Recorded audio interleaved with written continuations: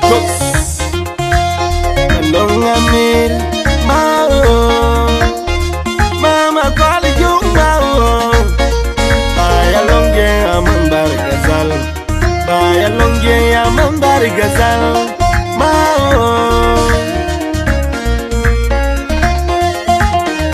BS Production.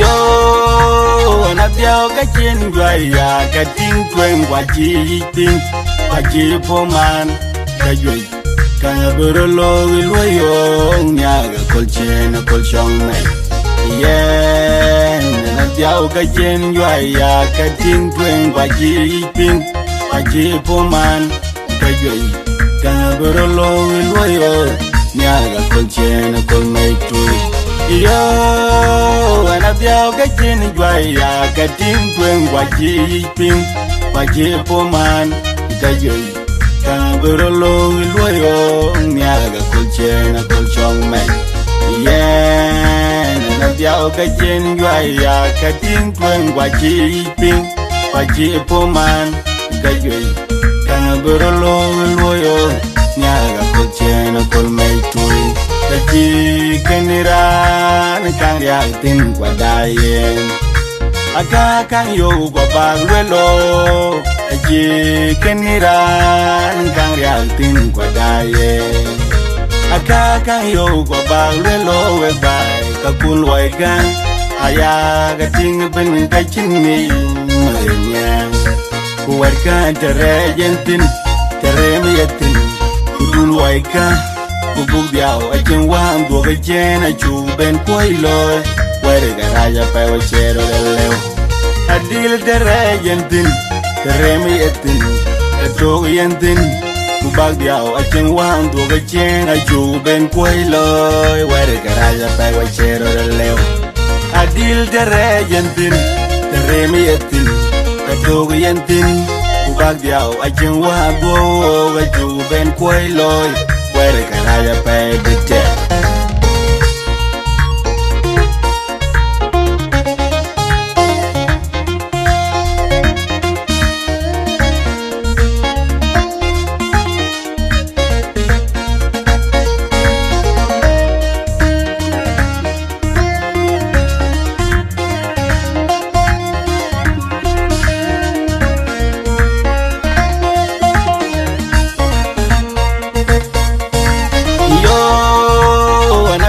Gachin guaya gating twen waji ping waji poman kajoy kaburolo wilwayo nyaga colchena colchong me yen anabia gachin guaya gating twen waji ping waji poman kajoy kaburolo wilwayo nyaga colchena colmay tui Yo, anabia gachin guaya gating twen waji ping waji poman gajoy kaburolo wilwayo nyaga colchena colchong me yen anabia gachin guaya gating twen waji ping waji poman gajoy kaburolo wilwayo nyaga colchena colmay tui Kaji keniran kang rialtin kwadayen Aga kang yo gwabagwelo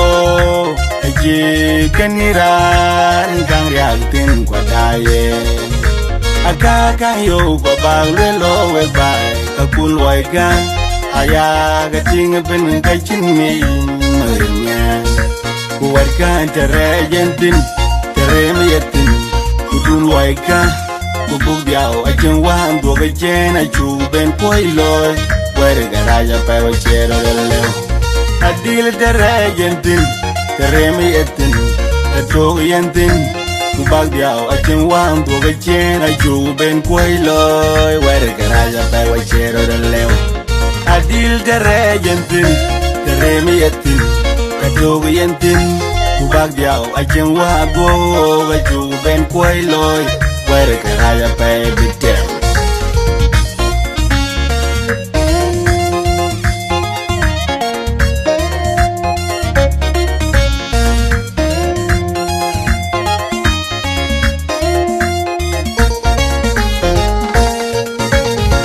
Well gaya nyai ga chir wela le.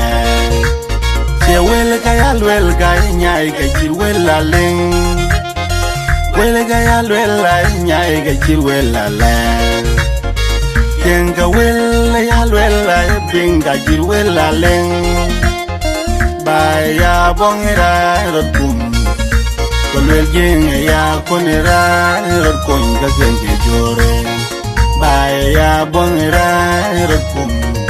Kolwel jing ya konira rokon ga genge jore. Ken na ye weng ngore ga che wenda. Shekin na ye weng ngore ga ngwen weng chi kwai ta jog bai ten. Ayemi the jit de ye ga chamcha. Kwaye tabai ye ke dongwen. Kega dongwen lo un wen ben gu chow wen liu. Kabyo ka yiran la no wen. Shekin na ye wen ngore ga che wenda. Ken na ye wen ngore ga ngwen wen chi kwai ta jog bai ten. Ayemi the jit de ye ga chamcha. Kwaye tabai ke dongwen lo un wen ben gu chow wen liu. Kabyo ka yiran la no wen. Warka interagentin kudul waika. Kubuk diao acheng wang duoga chen achu ben koi loy. Kwere karaja pe wachero de leo. Adil interagentin tereme yetin katogo yentin. Kubak diao acheng wang duoga achu ben koi loy. Kwere karaja pe bitek.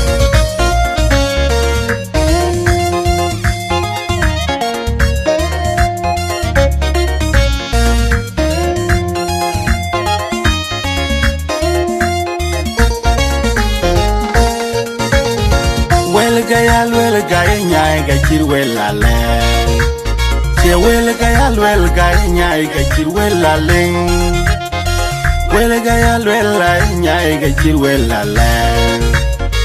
Kenga well ya bing ga chir wela ling. Baya bongira rotum. Kolwel jing ya konira rokon ga genge jore. Baya bongira rotum. Kolwel jing ya konira rokon ga genge jore. Ken na ye wen ngore ga che wenda. Shekin na ye wen ngore ga ngwen wen chi kwai ta jog bai ten. Ayemi the jit de ye ga chamcha. Kwaye tabai ye ke dongwen. Kega dongwen lo un wen ben gu chow wen liu. Kabyo ka yiran la no wen. Shekin na ye wen ngore ga che wenga. Ken na ye wen ngore ga ngwen wen chi kwai ta jog bai ten. Ayemi the jit de ye ga chamcha. Kwaye tabai kega dongwen lo un wen ben gu chow wen liu. Kabyo ka yiran la no wen. Warka interagentin kudul waika. Kubuk diao acheng wang duoga chen achu ben koi loy. Kwere karaja pe wachero de leo. Adil interagentin tereme yetin katogo yentin. Kubak diao acheng wang duoga achu ben koi loy. Kwere karaja pe bitek.